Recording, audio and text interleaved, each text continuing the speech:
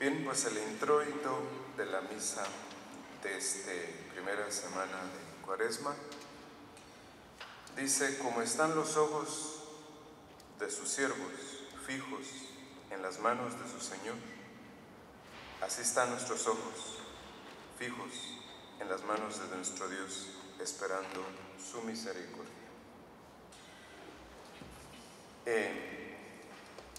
Esta semana primera continuará con la enseñanza sobre una de las características esenciales de la Cuaresma, que es la caridad.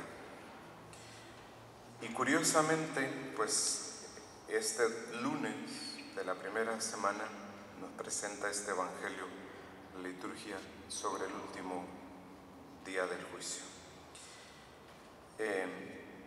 Y la verdad es que la Iglesia quiere usar cualquier cosa que esté a su alcance para despertar en nosotros la caridad.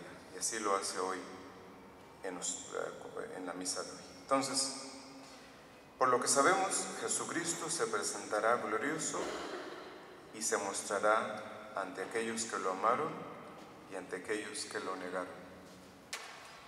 Y nosotros, si somos de los que lo aman, entonces ese día aceptaremos por bien empleados todos nuestros esfuerzos, todas aquellas obras que hicimos por Dios, aunque quizá nadie en este mundo se diera cuenta de ellas. Y sentiremos una gran alegría al contemplar a Jesucristo, al mismo que buscamos a lo largo de la vida y al mismo que quisimos poner en la cumbre de todas nuestras necesidades. Entonces, todos los hombres desde Adán comprenderán con entera claridad el valor de la abnegación, del sacrificio, de la entrega a Dios y a los demás. Entonces, por eso el introito de la misa pues dice: como están los ojos de los servidores fijos en las manos de su Señor, así están nuestros ojos fijos en el Señor, esperando su misericordia.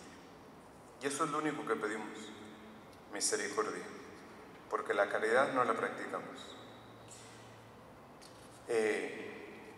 Esperamos que el juicio nuestro pues sea favorable, que la esperanza es una virtud infusa y se deriva directamente de la virtud de la caridad. Y San Pablo dice que la caridad lo espera todo. Y así es como ha de ser para nosotros la esperanza. No esperar salvarme yo, sino que se salven todos. No puede ser posible que quiera para mí eso y no lo quiera también para los demás. Entonces, la esperanza, cuando es esperanza, van incluidos todos. ¿Sí? Entonces, eso es lo primero. Y lo segundo, con respecto al juicio. Como sabemos, hay dos advenimientos de nuestro Señor Jesucristo que conocemos. El primero, cuando descendió a la tierra en el misterio adorable de la encarnación. Y luego el segundo, que vendrá en el día terrible del juicio universal. En el primer advenimiento tomó la misión de Salvador. En el segundo advenimiento tomará la misión de juzgarnos. Ahora bien, una de las cosas a la que más temor le tenemos es al juicio de los demás. Es decir, al juicio que los demás hacen de nosotros. Y no es tanto que tengamos temor a la iniquidad o a la maldad del juicio de los demás. A lo que le tememos es a la verdad. ¿Sí? Independientemente de lo que los demás dicen de nosotros, mientras no digan la verdad, estamos bien. ¿Sí? Entonces, a lo que le tenemos terror es a la verdad. Es decir, no podemos soportar la sinceridad de los demás. Entonces, no tememos la censura de los hombres, porque sea injusta o libre, sino porque es sincera. Ya podríamos imaginarnos entonces cuál va a ser la severidad del juicio de Dios, la verdad del juicio de Dios sobre nosotros. Porque si supiéramos en muchos de los casos lo que se dice o se piensa de nosotros, nos sentiríamos traspasados de dolor. De ahí que la paz, la tranquilidad de nuestra vida, la mayoría de las veces no estriba, sino en la ignorancia que tenemos de lo que los demás dicen de nosotros, de nuestras acciones, de nuestras cualidades. Pero si hiciéramos a un lado la ignorancia, nos hundiríamos en la tristeza. Con esto deberíamos de ponernos a pensar que si los juicios de los hombres nos producen tanta impresión, porque son verdaderos, ¿qué será cuando Dios venga a juzgarnos?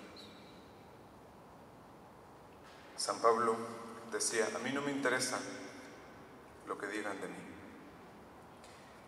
Decía, porque yo sé que Dios es el que me va a juzgar y basta saber que el Señor me va a juzgar. Y lo decía San Pablo porque se conocía. Él decía la verdad de sí mismo. Entonces, lo más temible del juicio universal no es ni la majestad del juez, ni su poder, ni su grandeza, sino su verdad. Esa verdad que se levantará contra nosotros, esa verdad que nos confundirá, no la vana verdad de los hombres, sino la invencible, la inmutable, esa verdad que no pueden ni desconocerse, ni negarse, ni cambiarse, esa verdad que rodeará el trono de Dios. Contra la verdad de los hombres, contra las calumnias de los demás, posiblemente podamos defendernos, pero no de la verdad de Dios. Es más, supongamos que en este mismo momento Dios nos enviara un rayo de luz divina y nos descubriera los más reservados y ocultos pensamientos nuestros. Posiblemente muchos moriríamos de dolor. Temamos, pues, el juicio de Dios y temamos sobre todo el llegar a perder este temor, que es para nosotros un recurso en medio de nuestras debilidades y, como si dijéramos, una esperanza de salvación. Porque ciertamente puede perderse este temor y se pierde cuando nos preocupamos demasiado de las cosas de este mundo. Y de hecho, la pérdida de esta gracia sería el principio de nuestra reprobación. Porque en efecto, ¿qué puede esperarse o hacerse con un alma? ¿Y qué medios se pueden emplear para su conversión cuando ha perdido el temor del juicio de Dios? Temiendo a Dios, pero temiéndole con un temor cristiano, es como nos disponemos para amarle. Amándole con un amor eficaz y práctico, es como se alcanza la vida eterna. En nombre del Padre, del Hijo y del Espíritu Santo.